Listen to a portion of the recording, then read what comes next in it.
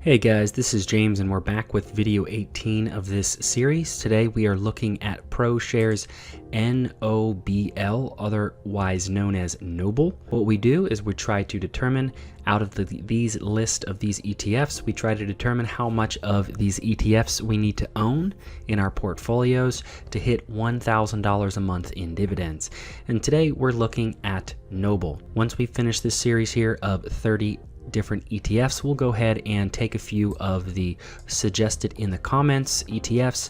We'll take a look at how much of some of these ETFs we need, how much we need to own of these ETFs to hit that $1,000 a month. We are going to go over to their website and see if there's any trick up their sleeve, what they are actually doing to be able to pay us that dividend yield. We'll go over to Seeking Alpha and look at the historical yield and try to come to just a snapshot of what they have been doing and pick a dividend yield number to be able to come back to our calculator and determine how much we need to be able to own of today's ETF to hit that $1,000 a month.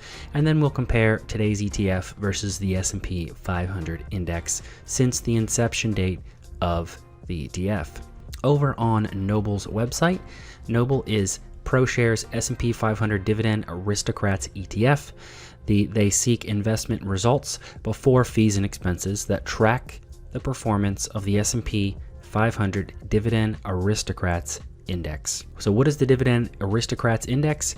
Well, it's high quality companies that have not just paid dividends but have grown them for at least 25 consecutive years, with most of them doing it for 40 years or more. NOBL's strategy has a demonstrated history of weathering market turbulence over time by capturing most of the gains of rising markets and fewer of the losses in falling markets. So in a time like right now with inflation and a lot of uncertainty, NOBL might be the choice to start investing in. So let's try to determine what is in NOBL, and then we'll take a look at their dividend history. Over here on Seeking Alpha, you can see this is the breakdown of the sectors. It looks like they only have 10 sectors. They are missing one of the sectors, but taking a look at their top 10 holdings, there's a total of 65, and here are the top 10. Grainger, Chevron, Nucor, Archer Daniels, and Exxon. Grainger is an industrial supply, Exxon is an energy corporation, Nucor is steel, Archer Daniels Midland is in the food industry, and this is in the energy sector. These are the top 5 holdings.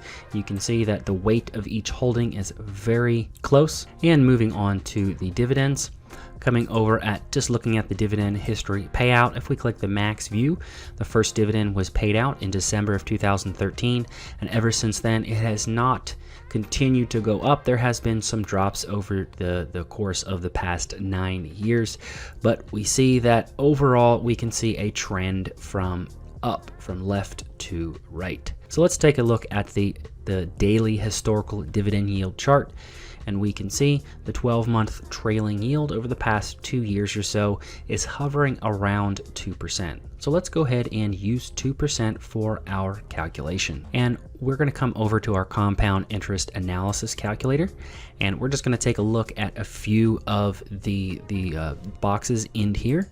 We're going to change this to NOBL, NOBL, change this dividend yield to about 2%. This expense ratio doesn't matter very much. We're not going to worry about that for today's calculation. 2% dividend yield, and the growth and contribution, we're not going to look at that, but if you play around with these numbers, you can determine portfolio values, income values, and long-term values for both portfolios. But down here is what we are looking at for today's video: dividends per month compared to the amount of the security in question. We are looking at NOBL. For $1,000 a month, we would need $600,000 invested into NOBL to hit that $1,000 a month with that 2% dividend yield figure.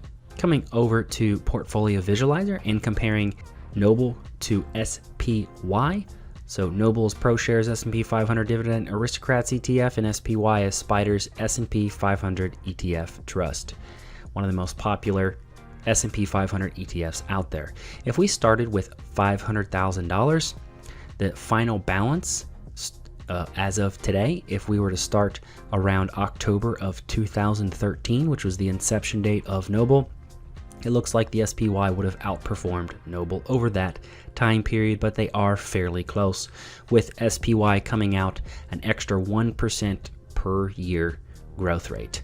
And coming down to their portfolio income, this is the type of income you could expect to receive if you would have invested in the blue, which is NOBL, or the red, which is the SPY. So not very much difference when comparing the two. So that is it for NOBL. Let me know what you thought of this video. Hit that like button, subscribe if you want to see the remainder of these videos. Head down into the comments and let me know if there's another ETF you want to see analyzed in this way. And with that, thanks for watching.